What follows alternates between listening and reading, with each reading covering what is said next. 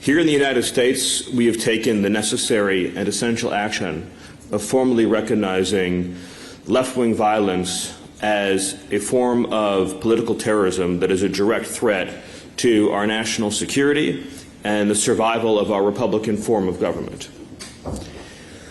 President Trump issued a directive, in our parlance, it's called a National Security Presidential Memorandum, or NSPM, NSPM 7 to be exact, that directs for the first time in American history all of our law enforcement and intelligence agencies to work together to disrupt, identify, defund, debank, arrest, and prosecute these political terrorists that are operating in our country.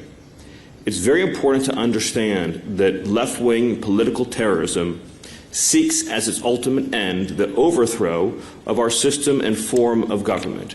And we've seen this has taken place many times in many places throughout the years, and Secretary Rubio has provided you many examples. Left-wing terrorism always ends in bloodshed, misery, and suffering.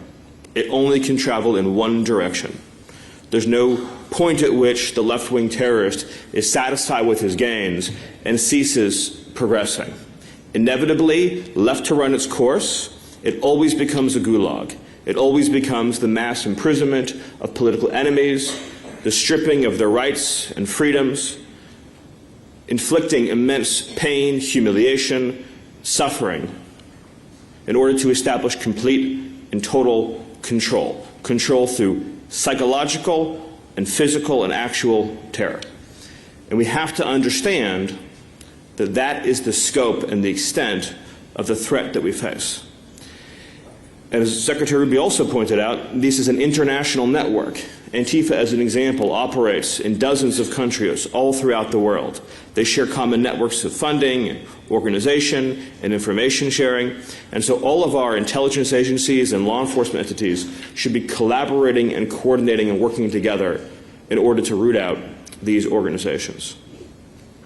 One of the hallmarks of left-wing violence and terrorism is its completely pretextual and disingenuous appeal to civil liberties in an effort to shield its own violence.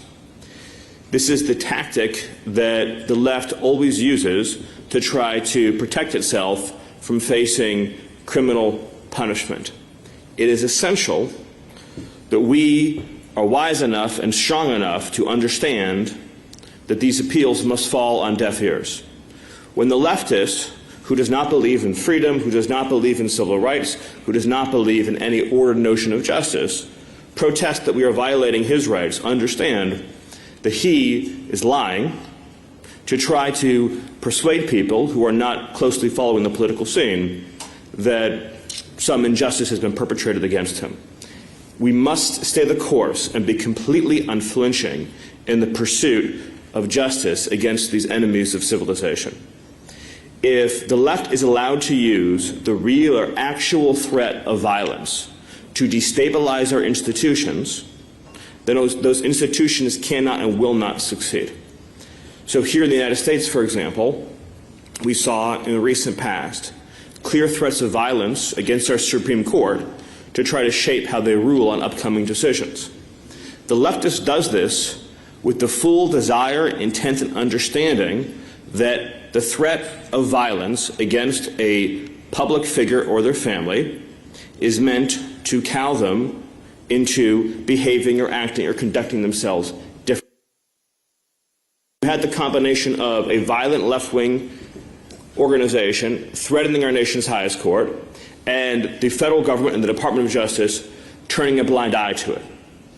Those are the conditions in which this kind of violence can fester as a cancer and ultimately destroy a society. Nothing that we do works if the threat of violence and terror goes on unchecked. Our political systems don't work, our judicial systems don't work, our legal systems don't work, our jury trials don't work. And at the same time, we have to understand there's a real threat that those who are not themselves terrorists, but who support left-wing violence, will create the conditions that allow that violence to go on without any meaningful inhibition. So to be specific, we've seen some of our nation's cities in America, like Washington, D.C. and New York City, something, again, it's an American term, but it's known as jury nullification. This is when a person is obviously guilty of a crime, but the juror, because they're ideologically sympathetic to the perpetrator, will not sentence them to the crime which is obviously committed. We've seen in the United States, again and again, individuals who are part of left-wing organizations who've committed assaults against ICE officers or federal law enforcement who've been brought to court where clear evidence has been presented against them that the jury has refused to convict for purely political reasons. When you've reached that point, it demonstrates how deeply the cancer has begun to infest your society, where people have created an internal rationalization structure to justify unsanctioned violence against the state and state actors to achieve a political end.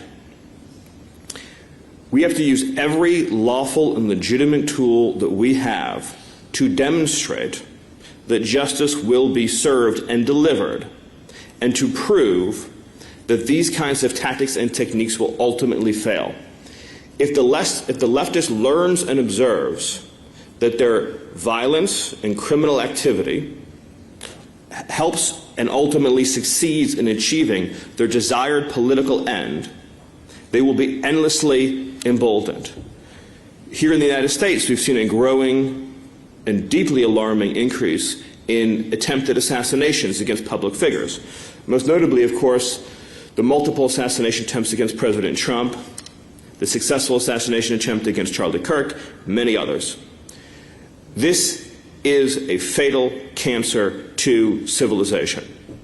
And the greatest risk that we have is that our institutions have grown too soft and too cowardly to be able to defend themselves against a mortal threat. If your civilization is your home, you must defend it with the same passion and force as if an enemy intruder is inside your own house where your family lives. That is the level of dedication and urgency that is required. And the greatest threat is that even though there are far more of us, there are far more people who believe in order and civilization and liberty and the rule of law, is that if we are softer than those who seek to end us, then the smaller but more radical minority will succeed. That's a definition of an emergency. There may be more people in your home than the bad guys, but when the bad guys show up to kick in your front door, you may not be prepared to handle it, so you call 911.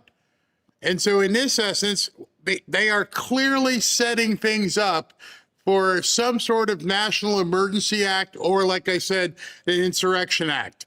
The threat is so big, he has also used the word, it's also urgent.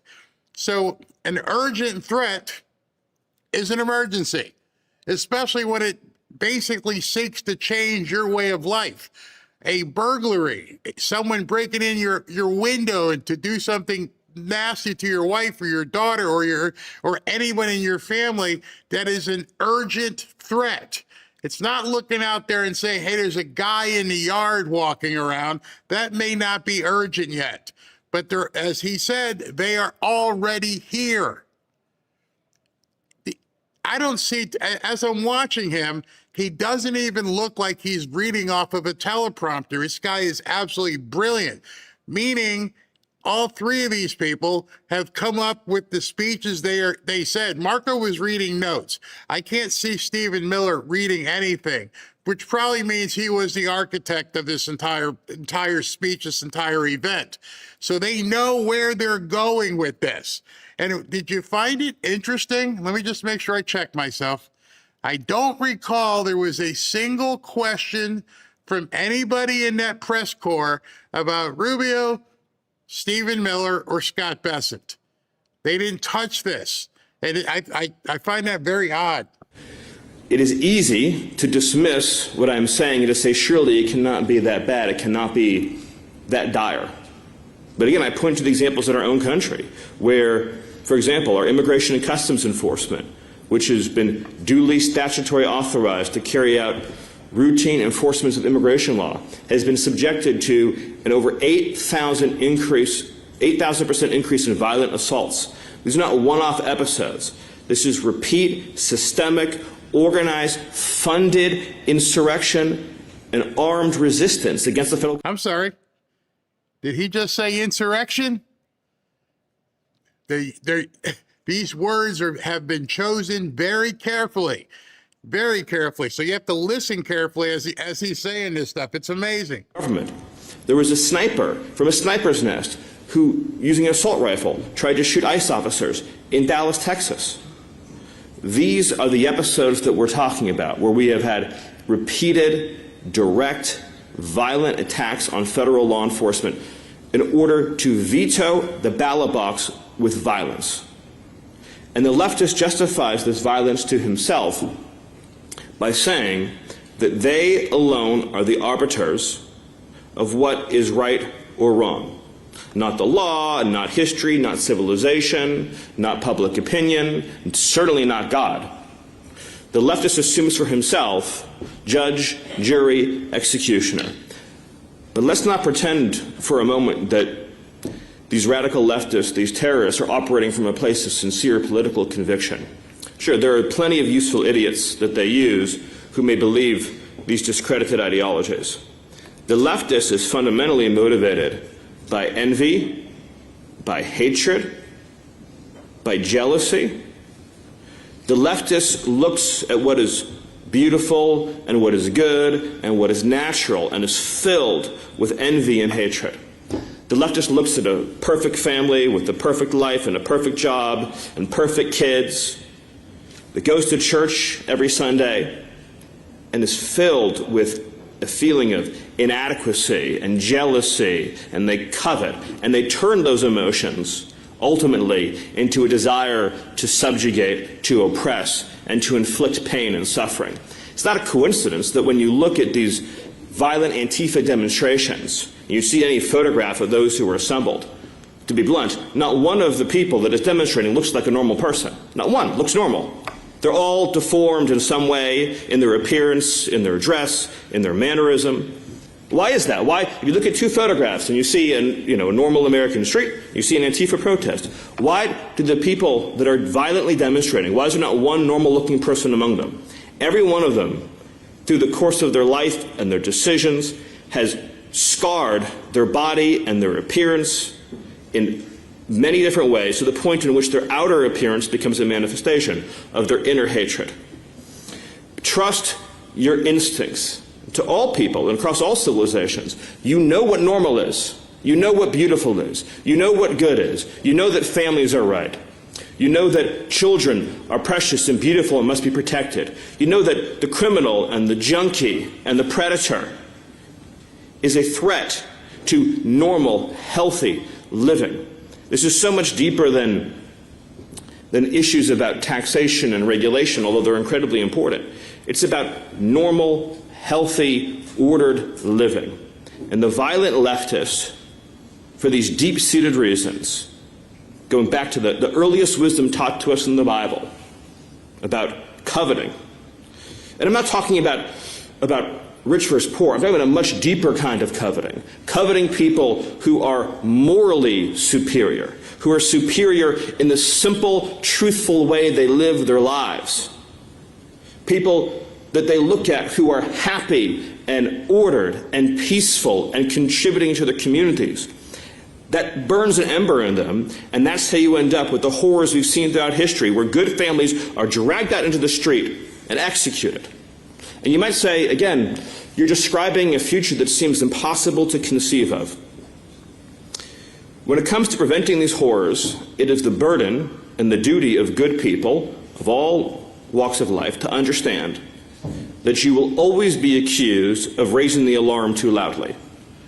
If you wait until the point where the worst outcome is so obvious that no one can deny it, you've already lost the battle. That's the fundamental point. If you say, I will not raise this alarm until the threat is so present and so clear and so obvious and so imminent that none can deny it, well, it's already too late. It's already too late.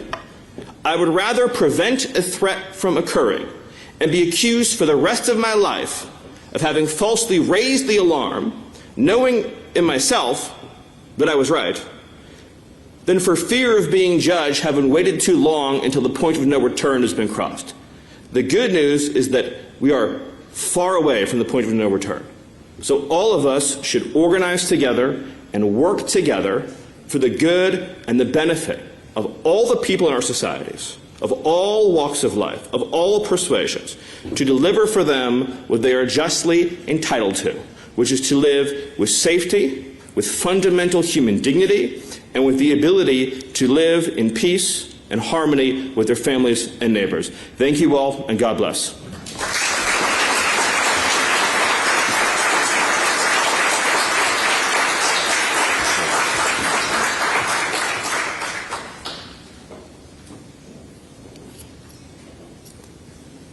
Your Excellencies and distinguished guests, United States Secretary of the Treasury, the Honorable Scott Bessent.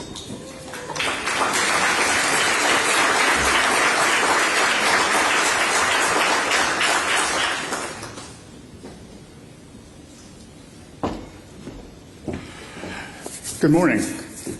And before I proceed, I'm going to go off script for a minute, which is always dangerous, but I'm going to remind everyone in this room and all the media that I was the subject of an assassination attempt February 2024 by an addled left-wing activist 2 hours after being sworn into my job.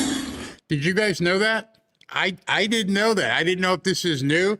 Did I miss it that Scott Bessent, somebody tried to kill him too? Are they trying to kill everybody in the Trump administration? This guy has done nothing to anybody. He's the money guy. He's gay. He's supposedly on their team, and they still tried to kill him. So any of you who want to report that this is a fiction and does not exist, be there for the sentencing this August. So good morning. Thank you, Secretary Rubio, for convening this ministerial and for the invitation to be here. We are here together because the resurgence of political terrorism, transnational in design, and far left in doctrine is no longer the concern of any one nation. It demands a response that draws upon the distinct and combined strengths of every government represented here today. Every government. Ours begins where every campaign of terror does. Its financial lifeblood. And at President Trump's direction, the United States Treasury is bringing the full weight of our authorities to defend the integrity of the U.S. global financial systems. All right, so now if you look at the three guys who are speaking, you had Marco Rubio, who is obviously the Secretary of State. He brings in everything under the umbrella of the international and bringing all these people together. Stephen Miller, direct line to the White House, special advisory, basically bringing in the strength of the White House. And now Scott Bessent, he's the guy who's going to control money transfers. So he can see through the various banking systems where money is being sent, who is being sent to, who's funding things. This all together, and it helps because now if you bring in an international coalition, now you can bring their banking systems in as well to find out where is this money landing, who's getting this money, who's funding these terrorists. All of this put together spells a very organized organization, not to be repetitive, but this is not just a few people protesting. This isn't just some kids from some college campus who got together and all of a sudden they're going to have this protest. Now you know why there are millions of people supposedly in England and millions of people will show up here. It is very well orchestrated. And so now it is indeed a very defined enemy. See, the left and the media never wanted to acknowledge Antifa because they know once it can be defined as an actual organization, funded, trained, everything, now it is an enemy. They don't have a flag per se, they don't have a country per se, but it is an organization. You can't declare an emergency on protest. You can't declare an insurrection act on a couple college kids wanting to burn the flag. However, now if we can say they're funded here, This is where they train. This is how they're communicating. Now you've got an organization that is actually an enemy. Think of it as ISIS. They didn't have a flag. Nope, no flag. But they were well-funded, well-organized, and we used that information to destroy them. Now you can see where this is headed. More than 20 years ago, in the wake of 9/11, Treasury became the first finance ministry in the world to establish an office dedicated to disrupting the funding networks of terrorist organizations. Treasury's Office of Terrorism and Financial Intelligence, referred to as TFI, was created in recognition of the reality that America's financial system is essential to its national security. TFI To what? Oh, national security. It's essential to national security. So they might as well have come out and said, listen, here's an organization that is well-funded and they are attacking us as Americans. We need to coalesce behind the government here and we need to take these people out. We are now declaring these people enemy combatants, and we have confirmed, without a shadow of a doubt, we have confirmed that they are an organization. I don't care if you call them Antifa. I don't care if you call them Democrat Socialists. Doesn't really matter at this point. I'm pretty sure as they dig into the money and they dig into all this stuff, there is going to be commonality that is going to allow them, as they're coming out today and saying, this is a matter of national security. Mandate to identify, disrupt, and disable illicit foreign funds that threaten our homeland has become one of the Treasury's defining responsibilities. And today, we are extending that abiding mission to meet an evolving threat. The resurgence of organized political terrorism has long occupied. There you go. That's it. Now you guys have all the information. Today, he just said, today we are defining them as a terrorist organization. All these little wet behind the ears college kids who want to put on that scarf and go out there and burn the American flag, your ass is cooked, really cooked. A blind spot. The international community has struggled to identify this danger, much less defeat it. But as the threat of terrorism evolves, the institution tools that defend against it must adapt. We once understood terrorism principally as an external menace that is no longer the world we inhabit. Increasingly, we are confronting sophisticated, organized networks that cross borders to incite violence within them. Meanwhile, old ideological boundaries are now giving way to new operational alliances. The unified front between international Marxism and radical Islamic movements need not share the same ultimate vision to share the same immediate enemy of free and self-governing societies. That convergence should concern every government represented in this room. These terrorists understand an enduring truth. Societies are rarely subverted from afar until they have first been weakened from within. So as it tears at the social fabric that allows our societies to function, left-wing terrorism is the visible manifestation of a much broader and more insidious effort to undermine the philosophies that built Western civilization and sustain all we hold dear. Some of these activities are overt: bombings, assassinations, and organized violence in our streets.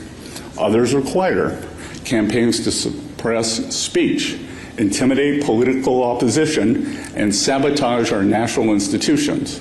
Of course, whatever form they take, none of these attacks sustain themselves.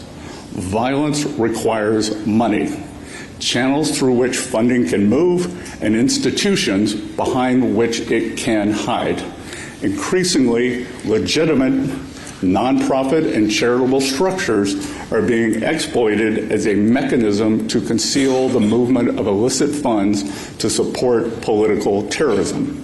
For Treasury, the application of our authorities to combat these networks represents the natural evolution of our mission.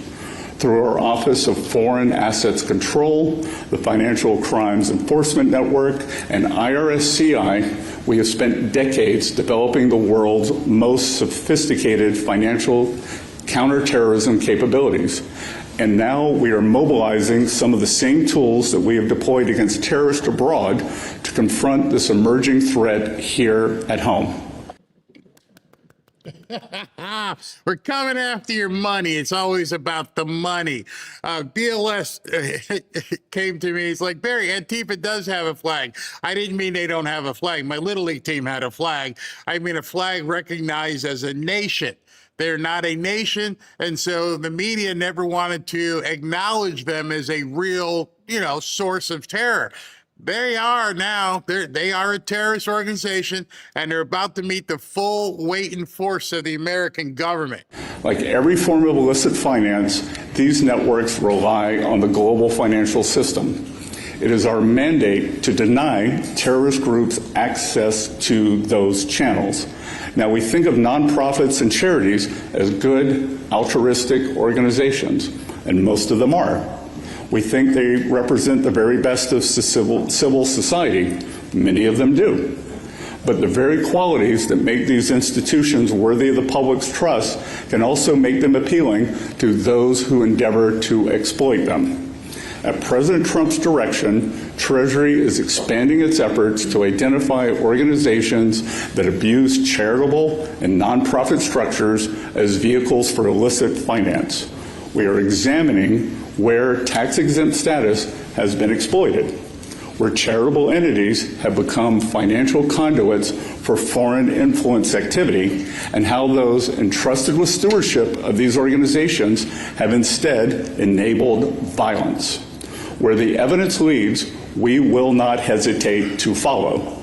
And of course, we will hold these organizations, officers, directors accountable. And just as financial institutions must know their clients, they must know their grantees. That work is well underway. In the fall, the United States designated 4 far-left Antifa extremist groups abroad as foreign terrorist organizations, denying them access to the U.S. financial system and depriving them of resources they need to carry out attacks. Meanwhile, in this administration alone, OFAC has also sanctioned 17 sham charities and nonprofit organizations for funding Hamas's terrorist activities and operations.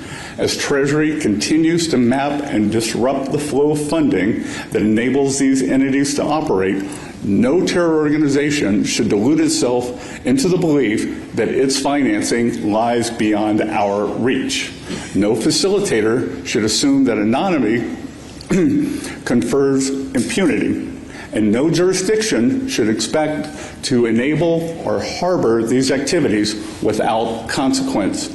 To be clear, in the fight against domestic terrorism, we must respect the constitutional rights, freedom of speech, association, and assembly of all Americans. As such, it is important to emphasize that Treasury will act based on suspected unlawful conduct by these terror organizations, not because of their beliefs or ideologies. At Treasury, this work is mission critical, but we cannot do it alone. The threat is transnational. Our response must be no less so. Indeed, our cooperation must be as disciplined as the networks we seek to dismantle. The global financial system is one of the great achievements of the modern world, and we never must allow it to become a sanctuary for those who seek to subvert it. So on behalf of the United States Treasury, let there be no uncertainty about the work before us and the resolve with which we will undertake it. We will identify illicit funding, however artfully it is concealed. We will dismantle the networks that sustain political terrorism, however respectable their fronts may be. We will pursue those who enable political violence, however distant their jurisdictions, and we will deepen our collaboration with every nation represented in this room for as long as this work requires. This is our commitment, and we ask that you make yours too. Secretary Rubio, thank you again for convening us here this morning. Let us work together to translate the spirit of this ministerial into a commitment that endures well beyond it. And let us deny our adversaries the one thing on which they count most, that those of us assembled in this room will grow weary in our cooperation before they do. Thank you all for being here today, and the U.S. Treasury looks forward to working with you. Thank you. Wow. Wow. Going after NGOs, going after nonprofits, going after all of the money that funds these miscreants and squeezing them, and then utilizing other countries to grab the money out of bank accounts in different places over there as well, seizing assets around the world. This is going to be awesome. And so you just heard Marco Rubio, Stephen Miller, and Scott Bessent all lay out what I believe is if it doesn't come tonight, it's definitely on the way. Today might be like the triage. We're going to show you what happened. And what you heard just now is how we're going to make sure it doesn't happen again.